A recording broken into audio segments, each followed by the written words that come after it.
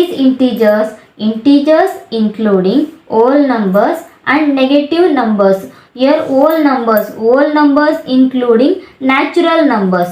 Whole numbers including natural numbers and negative numbers. Here integers means combination of both positive and also negative numbers. Here integers contains both positive and negative numbers. Integers can be denoted by capital letter Z or I. Here in the number line, integers contains both positive and negative numbers. On the number line, when we move right side to the zero, the value must be increases. When we move left side to the zero, value decreases.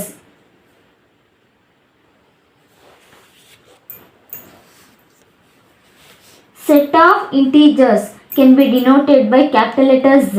Here a set contains both positive numbers and also negative numbers. Z equals 0, plus or minus 1. That means plus 1 and also minus 1. Plus or minus 2. So on. ಪೂರ್ಣಾಂಕಗಳು ಪೂರ್ಣ ಸಂಖ್ಯೆಗಳನ್ನು ಮತ್ತು ಋಣಾತ್ಮಕ ಸಂಖ್ಯೆಗಳನ್ನು ಒಳಗೊಂಡಿದೆ. ಪೂರ್ಣಾಂಕಗಳು ಮತ್ತು ಪೂರ್ಣ ಸಂಖ್ಯೆಗಳು ಬೇರೆ ಬೇರೆ. ಪೂರ್ಣಾಂಕಗಳು ಅಂದರೆ ಪೂರ್ಣ ಸಂಖ್ಯೆಗಳು ಬರುತ್ತೆ, ಋಣಾತ್ಮಕ ಸಂಖ್ಯೆಗಳು ಬರುತ್ತೆ. ಪೂರ್ಣ ಸಂಖ್ಯೆಗಳು ಎಂದರೆ ಇಲ್ಲಿ ಋಣಾತ್ಮಕ ಸಂಖ್ಯೆಗಳು ಬರುವುದಿಲ್ಲ. ಪೂರ್ಣ ಸಂಖ್ಯೆಗಳಲ್ಲಿ ಯಾವುದೇ ರೀತಿಯ ಋಣಾತ್ಮಕ ಸಂಖ್ಯೆಗಳು ಬರುವುದಿಲ್ಲ. ಪೂರ್ಣಾಂಕಗಳಲ್ಲಿ ಪೂರ್ಣ ಸಂಖ್ಯೆಗಳು ಬರುತ್ತೆ, ಋಣಾತ್ಮಕ ಸಂಖ್ಯೆಗಳು ಬರುತ್ತೆ. ಪೂರ್ಣಾಂಕಗಳು ಧನಾತ್ಮಕ ಮತ್ತು ಋಣಾತ್ಮಕ ಸಂಖ್ಯೆಗಳೆರಡನ್ನೂ ಒಳಗೊಂಡಿದೆ. ಪೂರ್ಣಾಂಕಗಳೇನು ಧನಾತ್ಮಕ ಸಂಖ್ಯೆ ಮತ್ತು ಋಣಾತ್ಮಕ ಸಂಖ್ಯೆ ಎರಡನ್ನೂ ಒಳಗೊಂಡಿದೆ. ಪೂರ್ಣಾಂಕಗಳನ್ನು Z ಅಥವಾ I ಎಂಬ ಅಕ್ಷರದಿಂದ ಸೂಚಿಸುತ್ತೇವೆ. ಎಲ್ಲ ಪೂರ್ಣಾಂಕಗಳು, ಎಲ್ಲ ಸ್ವಾಭಾವಿಕ ಸಂಖ್ಯೆಗಳು ಪೂರ್ಣಾಂಕಗಳು. ಪೂರ್ಣಾಂಕಗಳು ಎಲ್ಲ ಪೂರ್ಣ ಸಂಖ್ಯೆಗಳನ್ನು ಒಳಗೊಂಡಿದೆ, ಎಲ್ಲ ಸ್ವಾಭಾವಿಕ ಸಂಖ್ಯೆಗಳನ್ನು ಒಳಗೊಂಡಿದೆ. ಆದರೆ ಪೂರ್ಣ ಸಂಖ್ಯೆಗಳು ಮತ್ತು ಸ್ವಾಭಾವಿಕ ಸಂಖ್ಯೆಗಳು ಋಣಾತ್ಮಕ ಸಂಖ್ಯೆಗಳನ್ನು ಒಳಗೊಂಡಿಲ್ಲ. ಎಲ್ಲ ಪೂರ್ಣಾಂಕಗಳು ಪೂರ್ಣ ಸಂಖ್ಯೆಗಳಲ್ಲ, ಎಲ್ಲ ಪೂರ್ಣಾಂಕಗಳು ಸ್ವಾಭಾವಿಕ ಸಂಖ್ಯೆಗಳಲ್ಲ. ಆದರೆ ಎಲ್ಲ ಪೂರ್ಣ ಸಂಖ್ಯೆಗಳು, ಎಲ್ಲ ಸ್ವಾಭಾವಿಕ ಸಂಖ್ಯೆಗಳು ಪೂರ್ಣಾಂಕಗಳು. ಪೂರ್ಣಾಂಕಗಳು ಧನಾತ್ಮಕ ಮತ್ತು ಋಣಾತ್ಮಕ ಸಂಖ್ಯೆಗಳೆರಡನ್ನೂ ಒಳಗೊಂಡಿದೆ. ಪೂರ್ಣಾಂಕಗಳನ್ನು Z ಅಥವಾ I ಎಂಬ ಅಕ್ಷರದಿಂದ ಸೂಚಿಸುತ್ತೇವೆ. ಅವಿಭಾಜ್ಯ ಸಂಖ್ಯೆಗಳು. ಯಾವ ಸಂಖ್ಯೆಗಳು ಒಂದು ಮತ್ತು ಅದೇ ಸಂಖ್ಯೆಯಿಂದಷ್ಟೇ ಸಂಪೂರ್ಣವಾಗಿ ಭಾಗಿಸಲ್ಪಡುತ್ತವೆಯೋ ಅಂತಹ ಸಂಖ್ಯೆಗಳನ್ನು ಅವಿಭಾಜ್ಯ ಸಂಖ್ಯೆ ಎಂದು ಕರೆಯುತ್ತೇವೆ.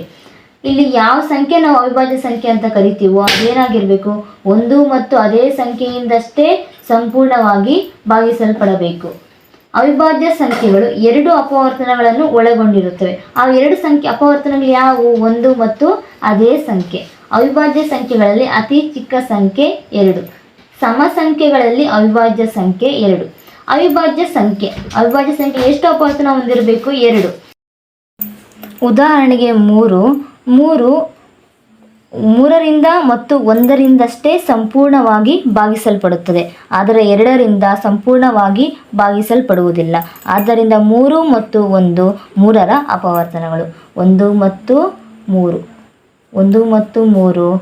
3ರ ಅಪವರ್ತನಗಳು.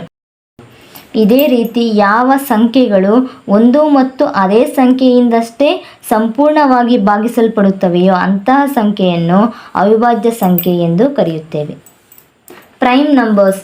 Prime numbers are the numbers which is divisible by 1 and itself. Prime numbers have two factors, 1 and itself. Factors means the number which divides the given numbers completely. Here 1 and 3 are the factors of 3. 1 divides the 3 completely. Here 3 divides 3 completely. We get 0.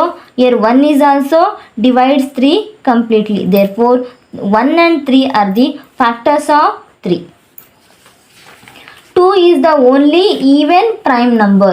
2 is the least prime number. Yes, 2 is the only even in the prime numbers. 2 is the only even. Then 2 is the least prime number. Why? Because prime number starts with 2. Prime numbers have two factors, which are those 1 and number itself. Note, 1 is a factor of any number. Every number itself as a factor. ಭಾಜ್ಯ ಸಂಖ್ಯೆಗಳು. ಭಾಜ್ಯ ಸಂಖ್ಯೆಗಳು ಯಾವುದು ಸಂಖ್ಯೆ ಅವಿಭಾಜ್ಯ ಸಂಖ್ಯೆ ಆಗಿರೋದಿಲ್ವೋ ಅಂತಹ ಸಂಖ್ಯೆಗಳನ್ನು ಭಾಜ್ಯ ಸಂಖ್ಯೆ ಎಂದು ಕರೀತಾರೆ. ಒಂದನ್ನು ಹೊರತುಪಡಿಸಿ ಯಾವ ಸಂಖ್ಯೆ ಒಂದು ಮತ್ತು ಅದೇ ಸಂಖ್ಯೆಯನ್ನು ಹೊರತುಪಡಿಸಿ ಬೇರೆ ಸಂಖ್ಯೆಗಳಲ್ಲೂ ಸಂಪೂರ್ಣವಾಗಿ ಭಾಗಿಸಲ್ಪಡುತ್ತವೆಯೋ ಅಂಥ ಸಂಖ್ಯೆಯನ್ನು ಭಾಜ್ಯ ಸಂಖ್ಯೆ ಎಂದು ಕರೆಯುತ್ತೇವೆ. ಅಥವಾ ಯಾವ ಸಂಖ್ಯೆ ಎರಡಕ್ಕಿಂತ ಹೆಚ್ಚು ಅಪವರ್ತನಗಳನ್ನು ಹೊಂದಿರುತ್ತವೆಯೋ ಅಂಥ ಸಂಖ್ಯೆಯನ್ನು ಭಾಜ್ಯ ಸಂಖ್ಯೆ ಎನ್ನುತ್ತೇವೆ. ಉದಾಹರಣೆಗೆ 4, 6, 8, 9 ಸೊ ಆನ್. ಇಲ್ಲಿ 4 1, 4, 2 ಒಂದು ಮತ್ತು ಅದೇ ಸಂಖ್ಯೆಯನ್ನು ಹೊರತುಪಡಿಸಿ 4 ಎಂಬ ಸಂಖ್ಯೆ ಎರಡರಿಂದಲೂ ಸಂಪೂರ್ಣವಾಗಿ ಭಾಗಿಸಲ್ಪಡುತ್ತದೆ. ಆದ್ದರಿಂದ 4 ಒಂದು ಭಾಜ್ಯ ಸಂಖ್ಯೆ. ಭಾಜ್ಯ ಅಂದರೆ ಭಾಗ ಆಗುವಂತಹ ಸಂಖ್ಯೆಗಳು. ಅವಿಭಾಜ್ಯ ಭಾಗ ಆಗದೇ ಇರುವಂತಹ ಸಂಖ್ಯೆಗಳು. ಇಲ್ಲಿ ನೆಕ್ಸ್ಟ್ 6 ಒಂದು ಮತ್ತು ಅದೇ ಸಂಖ್ಯೆಯನ್ನು ಹೊರತುಪಡಿಸಿ ಬೇರೆ ಸಂಖ್ಯೆಯಲ್ಲೂ ಭಾಗವಾಗುತ್ತದೆ. 2, 3 ಎರಡರಿಂದನೂ ಭಾಗ ಆಗುತ್ತೆ, 3ರಿಂದನೂ ಭಾಗ ಆಗುತ್ತೆ. Composite numbers are the numbers which can be completely divisible by other than 1 and itself. Composite numbers have more than 2 factors. Here composite numbers have more than 2 factors. For example 4, 6, 8, 9 so on. Here note, 1 is neither prime nor composite. Why? Because 1 has only one factor. Therefore 1 is neither prime and also nor composite. ಒಂದು ಭಾಜ್ಯ ಸಂಖ್ಯೆಯೂ ಅಲ್ಲ, ಅವಿಭಾಜ್ಯ ಸಂಖ್ಯೆಯೂ ಅಲ್ಲ.